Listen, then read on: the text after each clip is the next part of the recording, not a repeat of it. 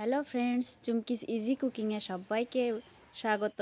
আজকে আবার একটা নতুন রেসিপি নিয়ে হাজির হয়ে গেছি। আজকে আমার নতুন রেসিপি হচ্ছে কলা থোড়ের একটা সুস্বাদু রান্না। আর এই রান্নাটা যদি আপনাদের ভালো লাগে তো প্লিজ আমার ভিডিওতে একটা লাইক, সাবস্ক্রাইব ও কমেন্ট করবেন। তো চলুন আজকে আমি কিভাবে রান্নাটা করছি। আর এটা কলা থোড়টা কাটা থেকে রান্নাটা পুরোটাই ভিডিওতে পাবেন। আর ভিডিওতে পুরোটা দেখার জন্য আগের থেকেই আমি থ্যাংক ইউ জানিয়ে রাখছি।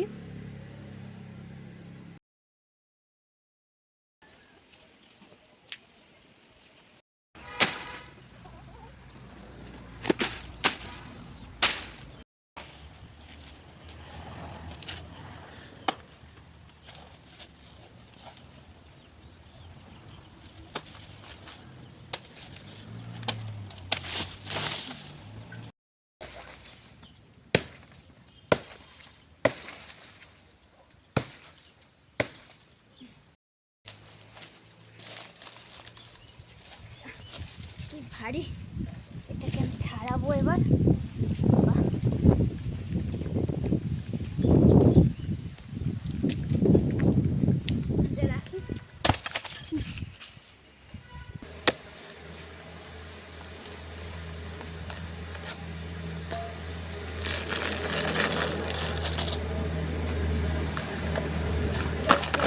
ছাড়াতে খুব ভালো লাগে। ব্যাস,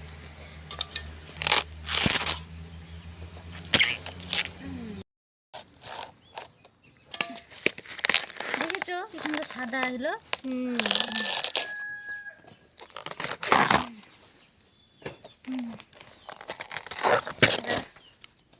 তো এগুলো তো খাওয়া যাবে না, কেটে এই ভিতরেরটা করে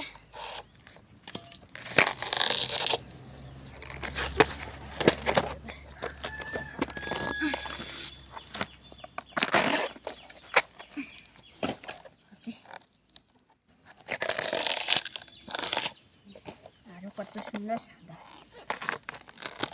টাটকা টাটকি না করে নিলে না কালো হয়ে যায়, তখন আর ভালো লাগবে না, রান্না করলে সেদ্ধও হবে না।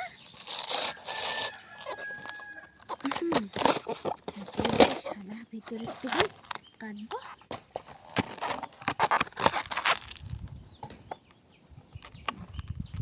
একটুটা এবার আরেকবার ছাড়াই না, তারপরে বঁচিতে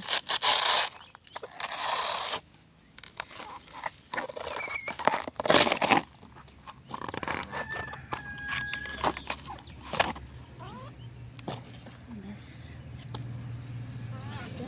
একটু ছাড়াবো। এগুলো তো কিছুই খাওয়া যাবে না।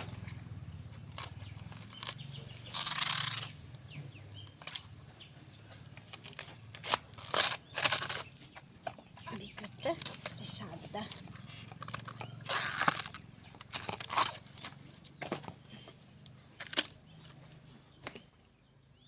এবার বঁঠিতে যতটা কাটা যাবে ততটা কেটে তারপরেতে রান্নার জন্য কাটবো।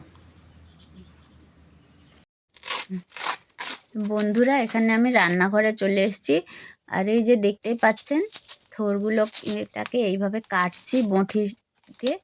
এটা চাকুতেও কাটতে পারেন আপনারা, তো আমার বঁঠিতেই সুবিধা মনে হয়, তো আমি বঁঠিতেই বেশিরভাগ কাটি। তো এইভাবে এগুলো বড় বড় জিনিস, থোড় তারপরেতে কাঁঠালটা, এইসব জিনিসগুলো বঁঠিতেই সুবিধে হয়, তো এই জন্যই আমি বঁঠিতেই কাটি। তো এইভাবে খোসাগুলো উপরেরটা ছাড়িয়ে নিয়েছিলাম। আর এই যে তারপরে গোল গোল চাক চাক করে কেটেছি। আর এই যে এর মধ্যে চাকের মধ্যে সুতোর মতন হয়, এই সুতোগুলোকে ছাড়িয়ে নিতে হবে। আঙুলের সাহায্যে আমি আঙুল দিয়ে ছাড়িয়ে নিচ্ছি। এবার সুতোগুলো নাহলে রান্নার সময় ভালো লাগবে না, সুতো সুতো হবে, আর মুখে পড়লেও বাজে লাগবে, খাওয়া যাবে না, অসুবিধা হবে। এরপরে আমি এগুলোকে ধুয়ে নিচ্ছি। ধুয়ে নিয়ে একটা থালায় উঠিয়ে রাখছি।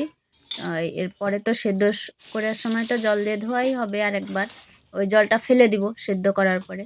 তবু আমি একবার ধুয়ে নিলাম, ধুতে তো হবে। এইভাবে এবার আমি একসঙ্গে গুছি করে গোল গোল চাকগুলোকে কুচি কুচি করে এইভাবে কুচি কুচি করে কেটে নিচ্ছি। তো এইভাবে সরু সরু কুচি কুচি করে কেটে নিতে হবে। তো কেটে নিচ্ছি। এবারে আমি সবগুলোকে কেটে নিয়ে কুকারে দিয়ে দিয়েছি, কেননা সেদ্ধ করব। আর ভিজানো ছোলা ছিল, রাত্রে ভিজিয়ে রেখেছিলাম কিছুটা, ওগুলো দিয়ে দিলাম। এবার কড়াতে তেল গরম করে তেজপাতা দিলাম, কিছুটা জিরা দিলাম ফোড়নে, কিছুটা দারুচিনি আর এলাচ কিছুটা দিলাম। এরপরে আমি শুকনো লঙ্কা একটা দিয়েছি। এরপরে ভিজিয়ে রেখেছিলাম নুনিয়া চাল বা গোবিন্দভোগ চাল দিতে পারেন আপনারা, ওই চালটা 1 ঘন্টা ভিজিয়ে রেখেছিলাম, দিয়ে দিলাম। এবার টমেটো কুচি দিয়ে দিলাম। টমেটো কুচি দেওয়ার পরে সেদ্ধ হয়ে গেছে, আমি 2 সিটি দিয়ে নামিয়ে নিয়েছিলাম।